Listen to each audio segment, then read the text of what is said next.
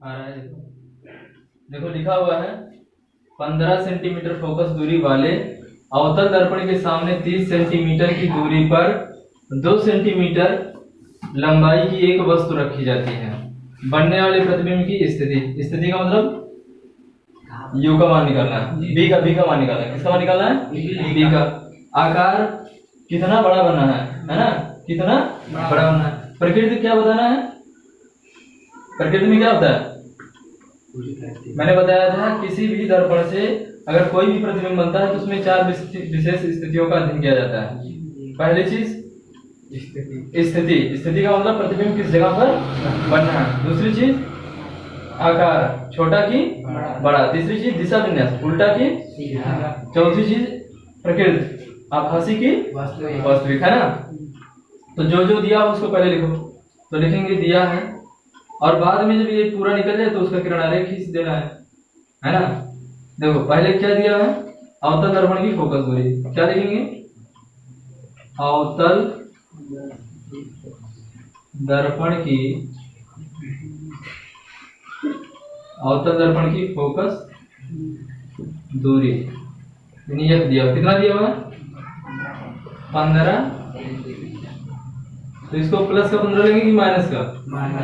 Minus. समझ गए ना? क्योंकि अवतल दर्पण जो बनता है ऐसे ही बनता है। तो इसमें फोकस कहाँ होता है? ध्रुव के इधर ही होता है। तो ध्रुव के इधर चलेंगे तो क्या होगा? माइनस। तो 15 लेंगे। और अवतल दर्पण की और क्या दिया हुआ है? देखो वस्तु की दूरी दिया हुआ है ना। कितनी दूरी पर वस्तु रखी जाती है? 30 सेंटीमीटर। वस्तु की दूरी, ध्रुव से वस्तु की दूरी, ध्रुव से वस्तु की दूरी। समझिएगा बात ध्यान से। यानी ये क्या है? u कितना दिया हुआ है? 30 सेंटीमीटर।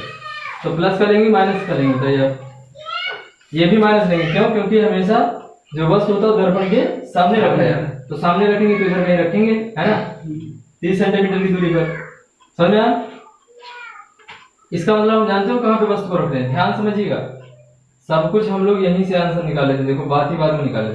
देखो इस दर्पण की जो फोकस दूरी दिया कितना दिया है?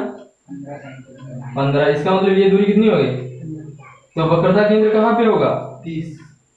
30 सेंटीमीटर पर होगा। समझ में आया कैसे? क्योंकि जो वक्रता केंद्र होता है, वक्रता त्रिज्या जो होती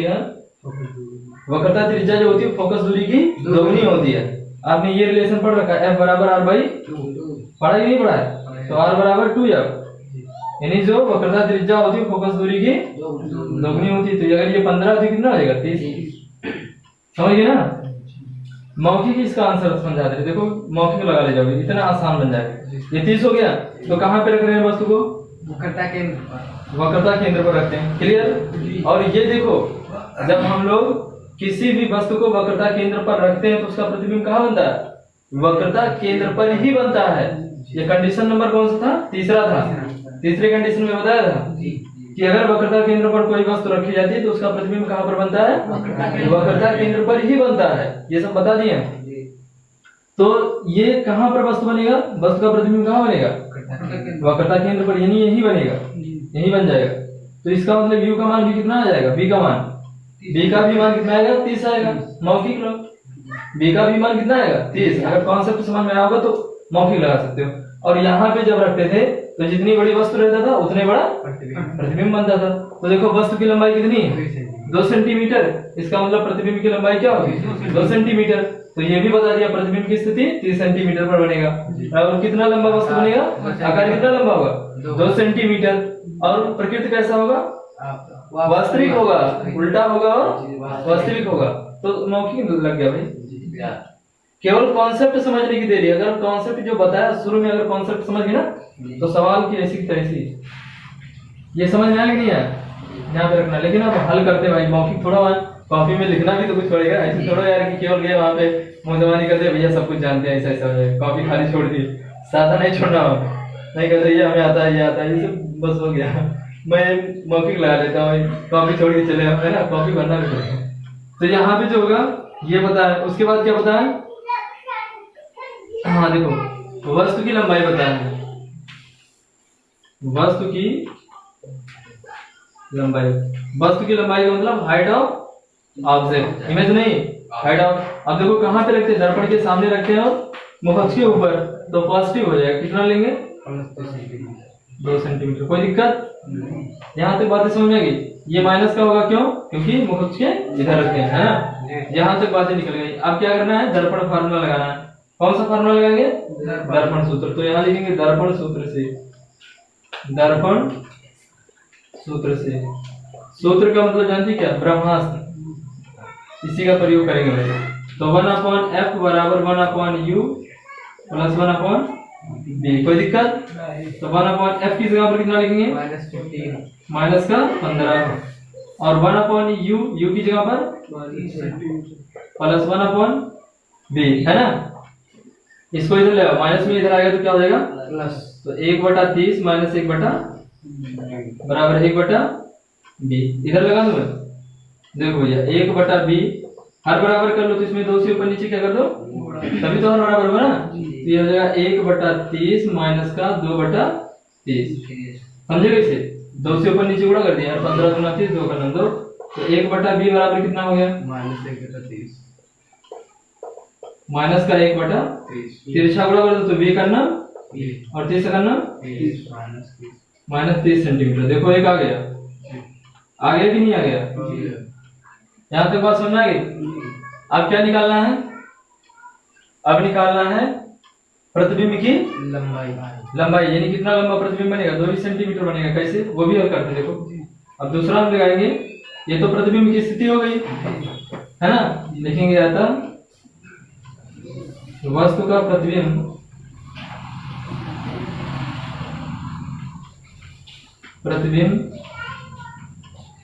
दर्पण के ध्रुव से, दर्पण के ध्रुव से 30 सेंटीमीटर की दूरी पर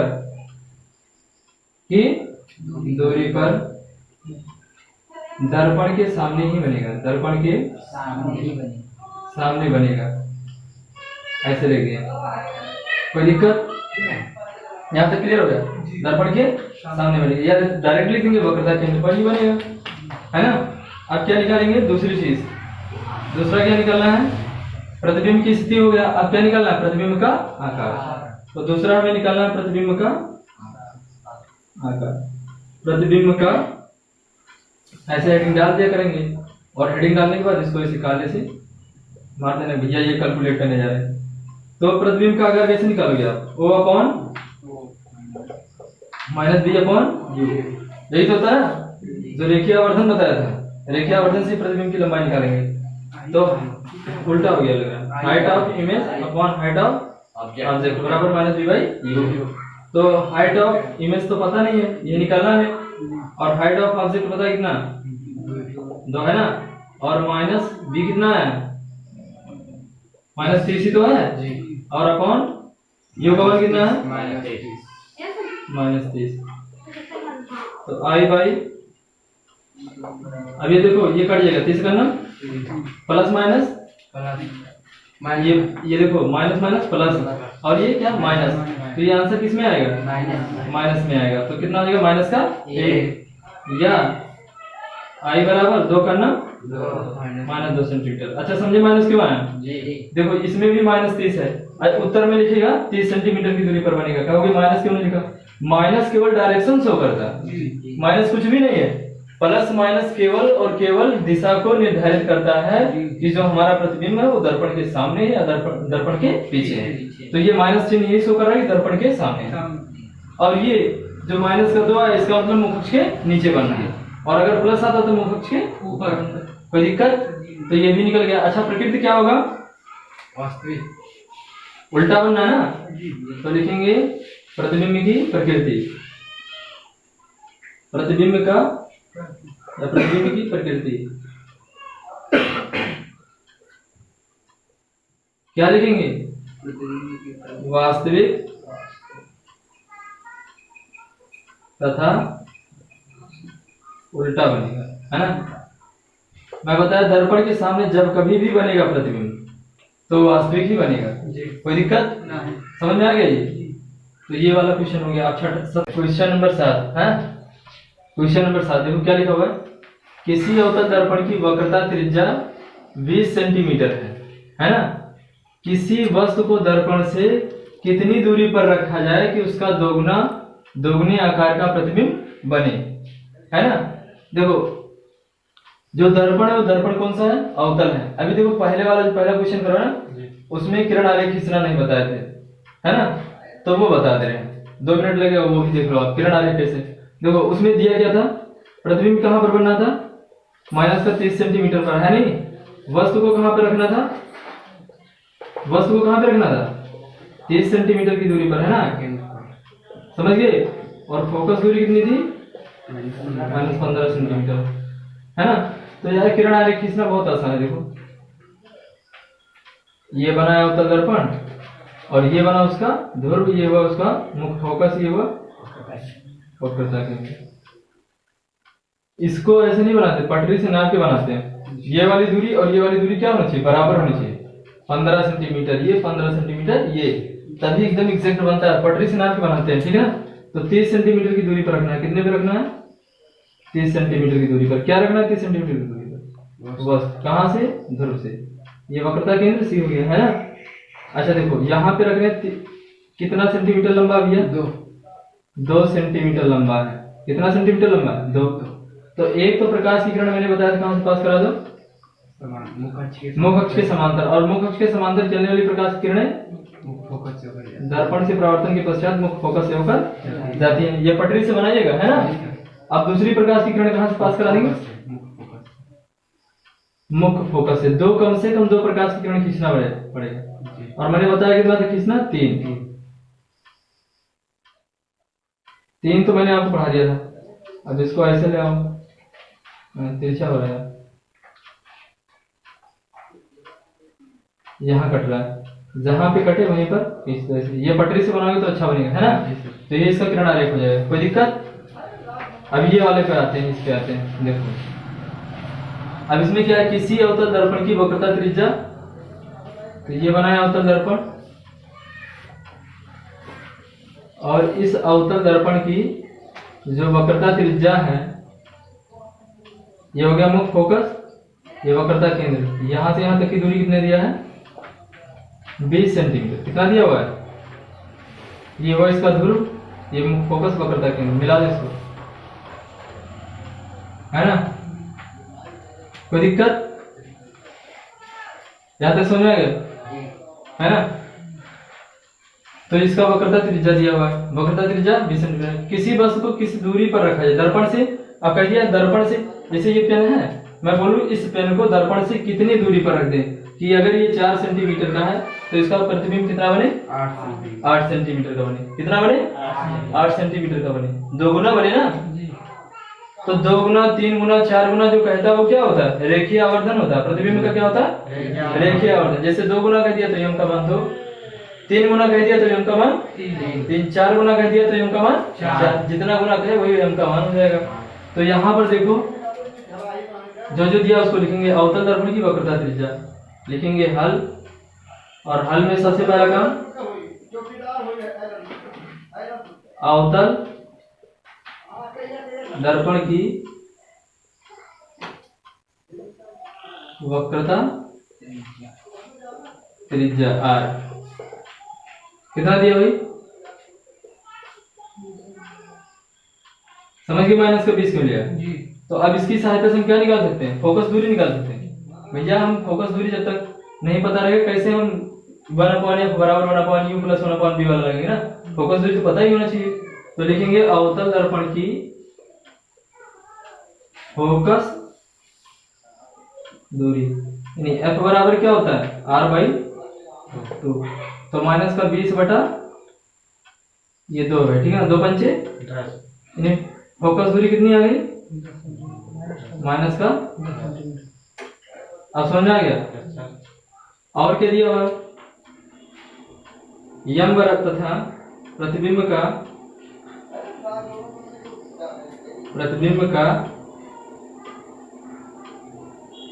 रेखीय आवर्धन, प्रतिबिंब का, यानी ये क्या है यम। और देखो मैंने बताया आपको इसमें जो कहा है प्रतिबिंब कैसा बने, वास्तविक और जब वास्तविक प्रतिबिंब बनता है तो रेखीय आवर्धन क्या होता है? माइनस का। और जब आभासी प्रतिबिंब बनता है तो रेखीय आवर्धन क्या होता है? प्लस। कारण बताया था, वास्तविक और आभासी का कारण भी बताया था। जब वास्तविक बनता है तो जो रेखीय आवर्धन होता है वो क्या होता है? वास्तविक के लिए रेखीय आवर्धन क्या होता है? माइनस होता है। क्यों?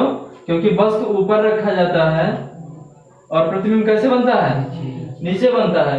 तो इमेज की लंबाई क्या हो जाएगी? निगेटिव, और ये पॉजिटिव। तो निगेटिव से पॉजिटिव में भाग करेंगे तो क्या आएगा? निगेटिव आएगा। तो वास्तविक के लिए जो यम का मान होता है वो क्या होता है? माइनस। और आभासी के लिए जो बनेगा प्लस, क्योंकि आभासी में प्रतिबिंब दर्पण के पीछे और सीधा बनता है ना। तो इसलिए यम का मान क्या ले लेंगे? 2 गुना का है तो यम का मान कितना ले लेंगे? 2। और यहाँ लिख लेना वास्तविक के लिए निगेटिव होता है ना। ये इसलिए लिख रहे हैं, लिखना कोई जरूरी नहीं है, आप केवल समझने के लिए लिख रहे हैं। वास्तविक के लिए क्या होगा? निगेटिव होगा। यहाँ तक बात समझ आ गई? क्योंकि m बराबर क्या होता है भाई? Minus B by U. यही तो होता है, m बराबर माइनस बी बाई यू। रेखीय आवर्धन क्या होता है? Minus B by U. m का मान कितना? माइनस का 2 बराबर माइनस का b बटा यू। या b बराबर क्या हो जाएगा? तिरछा गुणा कर दो तो माइनस माइनस क्या हो जाएगा? प्लस। इधर भी माइनस है, इधर भी माइनस है, तो माइनस से भाग करोगे तो क्या हो जाएगा? Plus 2u। ये आ गया संबंध किसमें? u और b में। ये संबंध इसलिए निकाले हैं तभी हम दर्पण का सूत्र लगा सकते हैं। यही तो हमसे पूछा ना कि प्रतिबिंब को कहां पे रखें, यानी किसी वस्तु को दर्पण से कितनी दूरी पे रखा जाए। यानी हमें क्या निकाला है? u का मान निकाला है कि दर्पण से कितनी दूरी पर प्रतिबिंब वस्तु को रखें कि जो वस्तु का प्रतिबिंब बने वो क्या बने? दोगुना बने। ये अगर 2 सेंटीमीटर का है तो इसको किस जगह पर रख दें दर्पण के सामने कि 4 सेंटीमीटर का बन जाए। यही हमारा प्रश्न है। इसका मतलब हमें क्या फाइंड आउट करना है? u फाइंड आउट करना है ना। तो अब क्या लगाएंगे? दर्पण सूत्र। इसको मिटा दे रहे हैं, ठीक है। ऊपर से देखो, लिखेंगे दर्पण सूत्र से क्या होता है? दर्पण फार्मूला 1/f बराबर 1/u प्लस 1/b। तो 1/f, देखो f का मान कितना दिया है? माइनस का 10। 1/u, u की जगह पर कितना लिखेंगे? u की जगह पर u ही रहने दो, u भी का तो मान निकालना है, जिसका निकालना वैसे उसको रहने दो। अच्छा, b की जगह पर क्या लिखेंगे? 2u। क्या लिखेंगे? 2u, है ना। समझ में आया? अब भैया हर बराबर करना है, वही पुराना काम। तो 2 से ऊपर नीचे गुणा कर दो तो 2 बटा क्या हो जाएगा? 2u plus 2u। हर बराबर हो गया भैया 3u बटा 3 बटा 2u, है ना। 2 1 3 बटा 2u। 2 पंचे 10,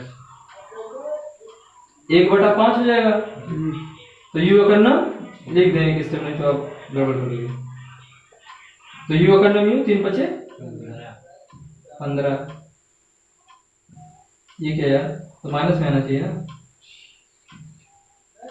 ये देखो, ये माइनस में था यार, -10 था ना। -10 ही तो था।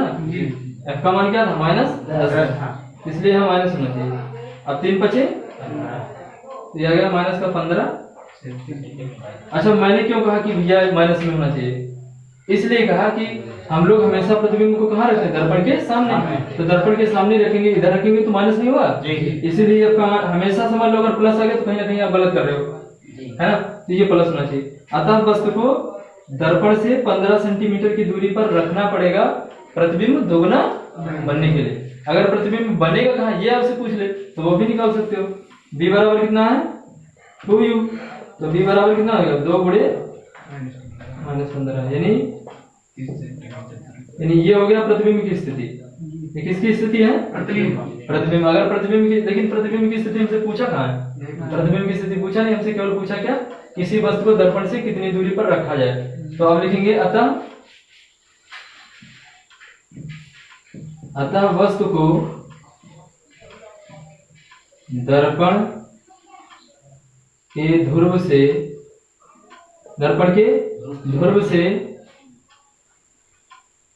15 सेंटीमीटर की दूरी पर दर्पण के सामने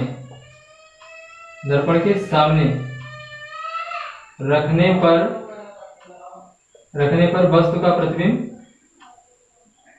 का प्रतिबिंब 2 गुना